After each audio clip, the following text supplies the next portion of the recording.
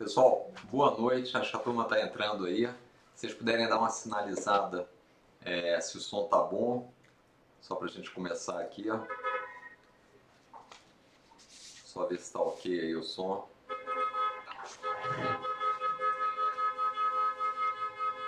Chama um cara aqui para ficar buzinando aqui do lado, uma barulheira danada.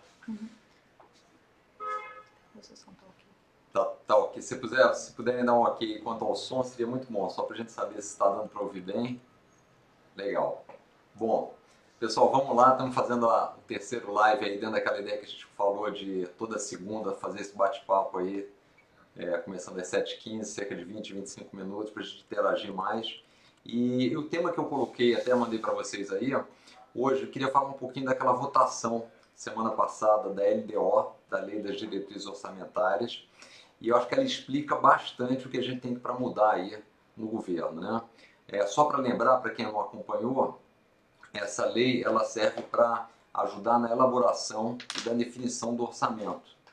E o Congresso, então, semana passada, votou alguma coisa que implique mais algo como 100 bilhões de gastos adicionais. Lembrando que a gente já tem hoje um buraco enorme aí nas contas públicas, já trabalhamos aí 5 meses do ano para pagar impostos, e a turma resolveu que dava para colocar ainda mais 100 bilhões. Só para vocês terem ideia de algumas pautas, só para comentar com vocês, assim, benefício para as transportadoras, 27 bilhões.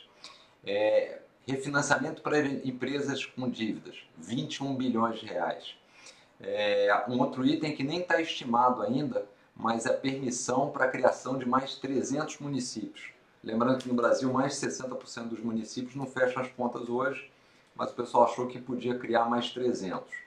E um último tópico, que foi a autorização para aumentar salário de funcionários públicos. Aqui é importante deixar claro, eu não tenho absolutamente nada contra funcionário público, pelo contrário, acho que os bons têm que ser premiados, mas os maus funcionários têm que ser substituídos, porque isso é um dever para todo cidadão brasileiro que paga impostos, de ter uma boa qualidade nos serviços oferecidos pelo Estado, né? Bom, mas o que chamou a atenção, e acho que fica claro a nossa necessidade de ir contra esse sistema que está aí. O que me chamou a atenção e que eu queria compartilhar com vocês aqui, até acho que já foi matéria de um outro articulista de jornais, foi o posicionamento dos principais pré-candidatos à presidência da República. Primeiro, eu não vou nem comentar muito a turma da esquerda, né? Porque desse aí não tem surpresa, dessa turma não tem surpresa, difícil imaginar que eles vão fazer as mudanças que a gente precisa, até porque o raciocínio, a lógica do modelo de Estado é totalmente diversa da que a gente imagina que tenha que funcionar, que aliás é o que funciona na grande maioria dos países. Mas o que eu queria comentar com vocês era o posicionamento especificamente de dois pré-candidatos. Lembrando que praticamente ninguém, acho que eu fui o único que se posicionou contra a aprovação disso, que de novo é mais tirar dinheiro do nosso bolso em função de coisas corporativistas para ajudar quem quer ser reeleito. Mas me chamou a atenção de dois pré-candidatos que eu queria comentar. E não tem jeito, não dá para não citar as pessoas, porque as ideias estão muito erradas. O primeiro é o Alckmin, do PSDB. O Alckmin não se posicionou a respeito desse aumento, apesar de ser uma pessoa que tem dito que vai trazer o centro, quer buscar o equilíbrio, quer buscar as reformas, mas o PSDB, mais uma vez, não fez o que deveria fazer, que é proteger o cidadão brasileiro. Pelo contrário, o que a gente tem visto o PSDB fazendo, só para mencionar, está fazendo uma série de acordos, inclusive com partidos que foram da base aliada da Dilma, como PRB, PSD, tudo para ter uma única e exclusivamente tempo de televisão. A gente já sabe que vai vir na campanha aqueles filmes mostrando estradas maravilhosas, aquele Brasil que a gente gostaria que existisse, mas que na prática não existe. Então, mais uma vez, o partido foi omisso, está tratando só de fazer aliança para buscar se perpetuar no poder, voltar ao poder, usando tempo de televisão único e exclusivamente, e sem nenhum alinhamento ideológico com o partido. Como eu disse, com gente que foi da base aliada da Dilma, inclusive figuras já até condenadas de outros partidos aqui, que foram condenadas à corrupção e tudo que continuam na gestão dos seus outros partidos. Bom, e o outro sujeito que também me chamou a atenção, que é outro pré-candidato à presidência da República, que é o Bolsonaro. O Bolsonaro, existe um questionamento muito grande de todos, e eu me incluo entre eles, que é o seguinte: Ele hoje se diz um defensor das ideias liberais, mas nos seus 30 anos de mandato como deputado, em nenhum momento mostrou que tem um alinhamento com essas ideias, né? E novamente, nesse episódio, algo que me chamou muita atenção, só para deixar claro o que aconteceu, ele não foi participar das votações, assim como já fez em outras questões delicadas, falou que não sabia direito, até não se identificou que era uma votação tão importante como é uma das votações mais importantes que a gente tem no Congresso. Ele não participou e depois, quando questionado, ele disse que eventualmente não queria ir porque não queria ficar com essa imagem de que votou contra algumas coisas. Então eu faço a pergunta seguinte: além da incoerência, estamos lidando também com a pessoa que, apesar de colocar frases de efeito, se mostrar muito enfático em algumas questões, não tem coragem para enfrentar esses privilégios, essas mordomias e o sistema que a gente tem que mudar? Me parece que não. Então, assim, o que ficou muito claro é que nós temos um candidato como o Alckmin, que infelizmente não terá independência para fazer as mudanças que precisam ser feitas, e a gente tem um candidato como o Bolsonaro, que não tem a coragem para fazer as mudanças que precisam ser feitas. Então, de novo, volta a responsabilidade para cada um de nós, fazer as escolhas corretas e colocar gente que de fato vai enfrentar o problema. Senão a gente não vai mudar esse quadro aí de irresponsabilidade, de mau uso do nosso dinheiro, e o Brasil não vai sair desse desenho que a gente tem hoje, que é um país onde as pessoas não têm oportunidade e virou o país dos privilégios para uma determinada classe política, para uma determinada classe empresarial e para uma elite do funcionalismo público. Então, assim, resumindo, para a gente entrar agora para as perguntas, é isso que a gente tem que combater, e eu queria compartilhar com vocês a minha leitura desse episódio todo, que é mais uma etapa de aprendizado nossa, das mudanças que precisam ser feitas, e infelizmente não será com a turma que está aí que a gente vai fazer as mudanças que o Brasil precisa, né? Bom, só entrando aqui em algumas perguntas para a gente dividir. Uma das perguntas aqui do Otávio é dizendo o seguinte: no programa Fatos e Versões da Globo News, disseram que nenhum presidenciável se manifestou sobre a farra fiscal da LDO dessa semana, me perguntando se a gente não caberia um direito de resposta. Otávio, a gente se manifestou ao contrário, publicou vídeos, tudo isso, e a gente já passou para a nossa assessoria de imprensa para entrar em contato e identificar isso aí. Então, acho que está nessa linha. Há uma pergunta aqui, é o seguinte: privatização não é um fim, mas um meio, em vista de uma defesa mais ideológica da propriedade privada. Como eu explico essa frase? Quer dizer, então, que se o estatal for eficiente, então não precisa privatizar? Não, obviamente que precisa. O que a gente está dizendo é o seguinte, é que a privatização é um meio para a gente combater o quê? A corrupção, a ineficiência e, principalmente, além disso, a liberdade do cidadão. Não faz sentido nós sermos obrigados a termos empresas, sermos sócios do Correio, da Petrobras, do Banco do Brasil, da Caixa. A gente não determinou isso, não escolheu isso. Então, a privatização, quando eu digo que ela não é um fim, é porque ela é um meio para a gente melhorar, reduzir a corrupção e dar liberdade às pessoas. Mas não existe isso da estatal ser eficiente ou não, não é esse o ponto. Conceitualmente, não faz sentido o governo ter empresa, né? Juliana, João, queria te pedir para seu marketing seja mais pesado, mais ousado. Tenho falado de você e poucas pessoas que o conhecem. Juliana, a gente tem que, na verdade, divulgar mais o novo. Acho que esse é o nosso objetivo, né? Tem uma pergunta aqui do Gileno, ele está me perguntando o seguinte: que ele não tem candidato ainda, queria votar em alguém do Novo, mas está preocupado em não votar em mais um João enganador, como tivemos aqui em São Paulo. Bom, vocês podem imaginar de quem que ele está falando aí. Que veio com o discurso de ser gestor, que não é o nosso caso, e não político, e na primeira oportunidade abandonou a prefeitura para um cargo maior e deixou a cidade e o povo amigo. Gileno, na verdade é o seguinte: eu acho que mais do que o que as pessoas falam, porque elas sempre podem falar o que quiserem, mais do que importante do que a gente fala é você olhar o que as pessoas fazem. No passado até me perguntaram isso: João, não seria mais prático fazer como fez o Dória e entrar num partido já existente do que montar um partido do zero? Certamente seria mais prático, certamente seria mais fácil, mas a gente nunca procurou facilidade. A gente procura fazer as coisas corretas. Então acho que o próprio histórico nosso, de todos os membros do Novo, de montar um partido, começar isso em 2010, começar elegendo vereadores, não usar dinheiro público, não fazer coligações a não ser com pessoas que tenham, na verdade, os mesmos princípios e objetivos, tudo isso mostra que o nosso projeto é de longo prazo, é consistente. Então, certamente a gente não teria uma ação como essa aí. Não é um projeto pessoal também, é um projeto da instituição de melhorar a qualidade de vida das pessoas. Bom, como você está sentindo a receptividade? O André está me perguntando como a gente está sentindo a receptividade das pessoas que estão assumindo as representações e palestras pelo Brasil afora. André, tem sido muito boas as apresentações do Novo, algumas coisas têm me chamado a atenção. E estou falando isso de Manaus a Jaraguá do Sul. Primeiro, quantidade enorme de gente, muita gente jovem, acreditando no Novo como uma esperança, querendo participar. E o boca a boca de informação, de transmissão das ideias do Novo tem funcionado muito. Então, queria enfatizar de novo para vocês falarem com os amigos, conhecidos, com os familiares, que isso tem feito muita diferença e a aceitação está muito boa. Porque, afinal de contas, o que a gente está falando? O que a gente precisa é mudar esse sistema que está aí. E só um novo é diferente, só um novo de fato é novo do que está aí. E cada dia que passa fica mais claro isso, né? Todas essas coligações que estão feitas, toda essa questão de votações vai deixando mais claro que de fato o novo é diferente de toda essa turma que está por aí.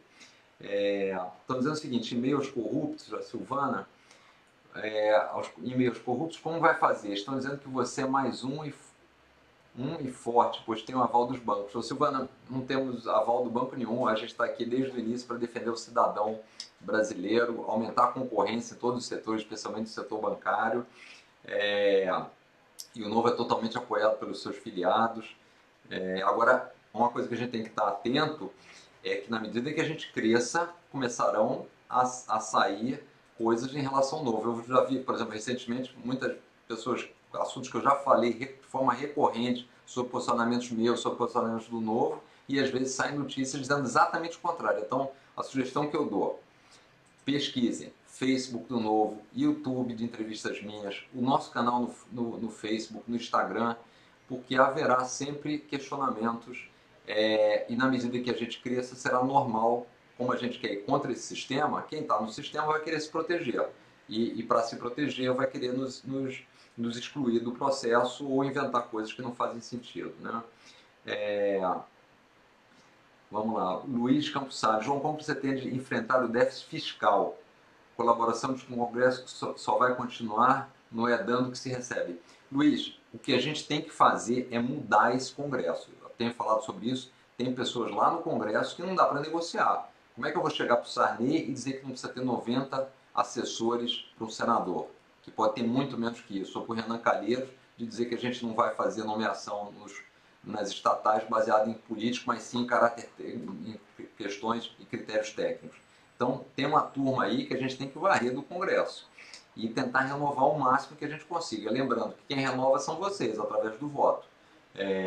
E assim, a velocidade da renovação vai fazer com que vai ser determinante na velocidade das mudanças que a gente precisa implementar. Então, temos que colocar essa turma de volta para casa, né? Já fizeram muito mal para o Brasil. Vamos lá.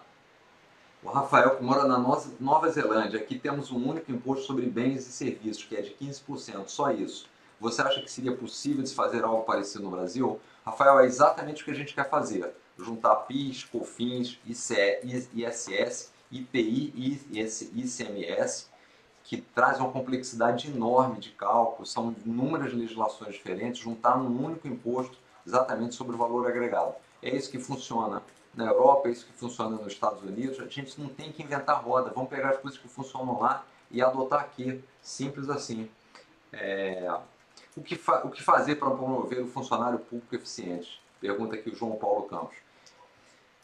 Tem que ser premiado. Isso acontece em qualquer organização que vai para frente, que é bem sucedida. Você tem que premiar as pessoas que vão bem, tem que ter um plano de carreira coerente com o desempenho dessa pessoa. Na Constituição já está previsto isso, essa avaliação, e só precisa ser feito. Isso é fundamental para a gente ter uma qualidade boa dos serviços públicos, né? Aí a Cid, boa noite, João. Dá para fazer política, aprovar projetos, mudar, etc., sem fazer conchavos? Gice, né? Gice, tem que ser. É isso que a gente se propõe a fazer. Porque para fazer igual com conchavo, já tem essa turma toda aí e não funciona. E o Brasil acaba não crescendo, deixando de ser um país para as oportunidades. Então a gente precisa fazer diferente. Agora, para fazer diferente, a gente precisa mudar a turma que está acostumada a só funcionar na base de conchavo. A gente tem que mudar as pessoas e a gente tem que fazer pressão para os nossos representantes para atuarem em prol da sociedade brasileira. Hoje isso não existe, porque são pouquíssimas as pessoas e não tem esse caráter de instituição. Então a gente tem que ter uma instituição que de forma organizada tenha um padrão de atuação, que é o que a gente quer fazer no novo. Tá? O Tiago, não, desculpa, o Edmilson. João, estão dizendo que vocês querem acabar os programas sociais, pois são liberais. É verdade? Não, Edmilson. Nós queremos dar mais liberdade para as pessoas. Nós entendemos, assim, o que é o liberalismo na essência? O liberalismo é uma forma da gente se proteger dos avanços do governo em cima da nossa liberdade. E no Brasil, tudo que a gente precisa hoje é desse liberalismo, porque o governo avançou demais no nosso bolso e não entrega nada em troca. Nós defendemos que deva haver uma rede de proteção para quem está na miséria. Então, por exemplo, programa como o Bolsa Família, nós somos amplamente favoráveis, porque ele tem uma característica muito interessante. Ele dá o dinheiro para as pessoas e deixa elas com a liberdade para adquirir produtos e serviços onde eles julgarem adequados. Né? O que a gente precisa só é formatar um programa e melhorar principalmente a educação básica para as pessoas não dependerem mais desse programa ao longo do tempo. Né? Como eu tenho dito já algumas vezes, a gente comemorar e ter como meta não aumentar a quantidade de pessoas que entram no programa, mas sim aumentar a quantidade de pessoas que deixam de precisar do programa. Né? Isso mostra que a pessoa está se incorporando, está tendo uma cidadania de fato. O Igor Valério está me pedindo para contar minha experiência como trainee. Igor, na verdade eu comecei lá no Citibank como trainee, fiquei um ano lá, foi o meu primeiro emprego já me formando. Eu não pretendia trabalhar em banco, tinha feito engenharia, mas o mercado na época estava muito ruim. Acabei entrando em banco, fiquei toda a minha carreira lá. Foi muito interessante porque o programa era muito rico, aprendi muito na área de crédito, que é importante você conhecer as empresas, conhecer as pessoas, conhecer os negócios. Então, crédito é um negócio fundamental. Então, foi muito produtivo e foi, não tenho dúvida que foi alguma coisa que me preparou para os desafios que vieram depois. A Amara está me perguntando quantos ministérios haverá em seu governo, caso eleito. Amara, nossa ideia é ter algo com não mais do que 12 ministérios. Nós entendemos que esse número é mais do que suficiente para atender todas as demandas que a gente tem com o país.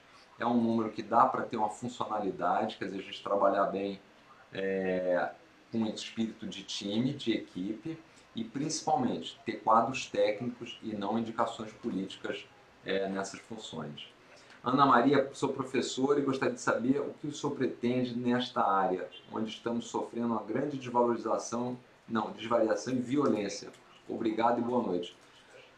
Ana Maria, assim, educação para nós é fundamental, especialmente educação básica e fundamental na primeira infância. Estava vendo alguns estudos disso, quer dizer, mostrando que R$1 investido na educação na primeira infância dá um retorno de R$7 para a sociedade. O que a gente precisa é valorizar mais a carreira de professor e melhorar ainda mais a qualificação. O currículo dos professores tem uma carga muito grande de parte técnica e teórica e muito pouco de metodologia de ensino. Então a gente queria inverter isso, que é o que funciona nos países que dão certo, quer dizer, ter uma carga maior de metodologia de ensino, de como ensinar, e uma carga teórica menor. Bom, e vendo mais algumas coisas aqui. João, você acha que da LDO que foi aprovada é mesmo uma bomba relógio de 100 bi? Como você pretende abordar essa questão? É uma bomba relógio, Marina, já falamos sobre isso, mas assim, o que chama mais atenção foi justamente as pessoas que estão se propondo a assumir o Brasil a partir de 2019, um país que esse ano tem previsto no orçamento uma dívida de mais ou menos, um déficit de mais ou menos 160 bilhões. As pessoas viram o Congresso fazendo isso e lavaram as mãos, como quem diz o seguinte: não, eu não vou me interferir porque eu, nesse momento, eu só entendo que possa ter sido esse o raciocínio, e alguns até disseram isso, como foi o caso do Bolsonaro, eu não quero criar conflitos agora porque eu estou no período eleitoral, eu vou precisar de votos. Não é assim que a gente constrói o Brasil com visão de curto prazo. A turma continua a mostrar que está pensando só nas próximas eleições e não no país, né? Então, acho que é um bom aprendizado o comportamento dos nossos principais pré-candidatos nessa questão da lei. O Luiz Gustavo está perguntando o seguinte: no caso da Petrobras, se eu considero mais viável a privatização ou a abertura de mercado? Luiz, tem que fazer as duas coisas. A gente tem que transferir a gestão da empresa da parte pública para uma gestão privada e a gente tem que abrir o mercado, a gente tem que ter concorrência. Isso vale para todos os segmentos, porque o que vai fazer o cidadão ter preço menor, produtos mais competitivos, de melhor qualidade, é a competição. Não tem melhor proteção para o consumidor do que a competição. Infelizmente, no Brasil, a gente trabalhou para reduzir a competição em diversos segmentos, não é à toa que a gente tem aqui produtos muito caros e de qualidade ruim, né? Sofrível aí, basicamente por causa dessa característica. Só ver mais algumas coisas aqui. Deixa eu passar aqui. Gostaria de saber sobre as privatizações das escolas públicas. O Sidney está perguntando. Como ficaria a situação das mesmas, dessas famílias que dependem do Bolsa Família, que você acabou de falar, você vai continuar apoiando? Não estamos falando ainda, o que a gente tem dito, na verdade, não é da privatização das escolas.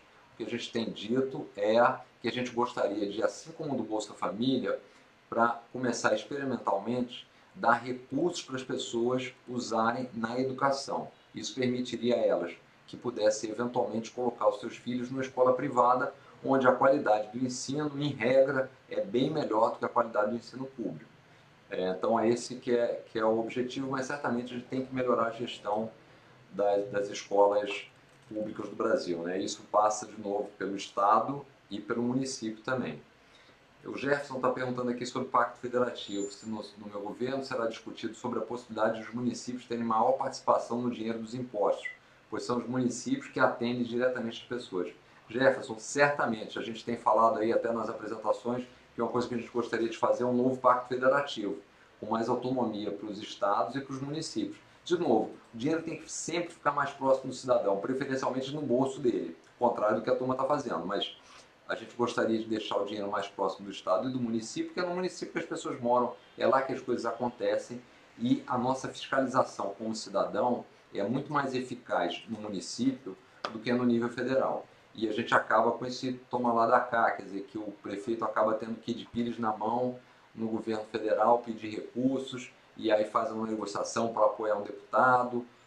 A gente tem que diminuir esse poder em Brasília e trazer de volta para o cidadão, né? Só ver mais aqui para a gente ir finalizando também.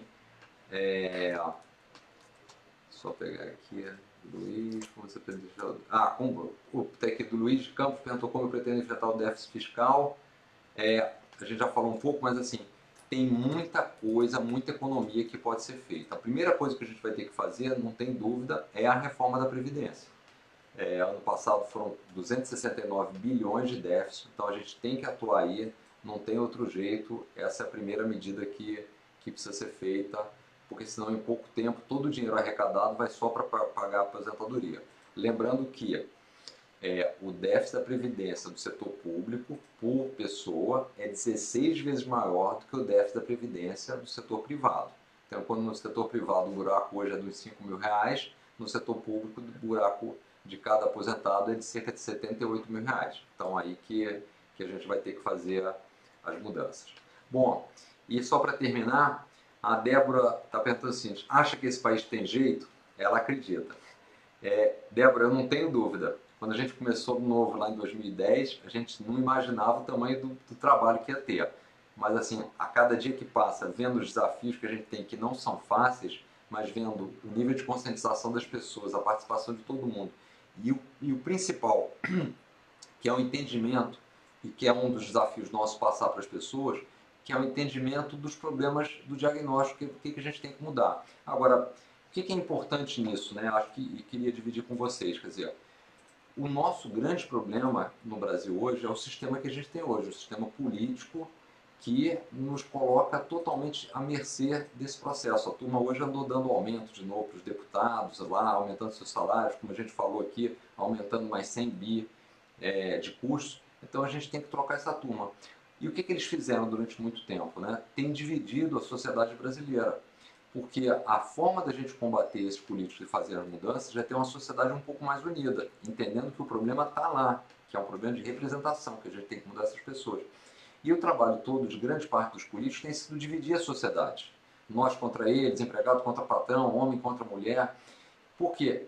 Para dividir o inimigo que eles têm, que somos nós. Então, a gente tem que ficar claro que as mudanças que a gente tem que fazer é mudar o sistema, mudar as pessoas que estão aí. Isso passa pelo nosso voto e por a gente priorizar isso. Então, eu não tenho dúvida que tem muita coisa que tem jeito sim. Se não fosse assim, não estava aqui, e acho que várias pessoas do Novo não estariam aqui. A gente acredita muito nessa mudança e conta muito com vocês para fazer isso. Quer dizer, o Brasil é um país rico, sempre foi uma terra de oportunidades e está na hora de a gente tomar as rédeas do nosso país. Quer dizer, fazer essa reconstrução, e é fundamental a nossa participação e atacando os problemas corretos e fazendo a escolha de líderes que possam fazer essa mudança mesmo.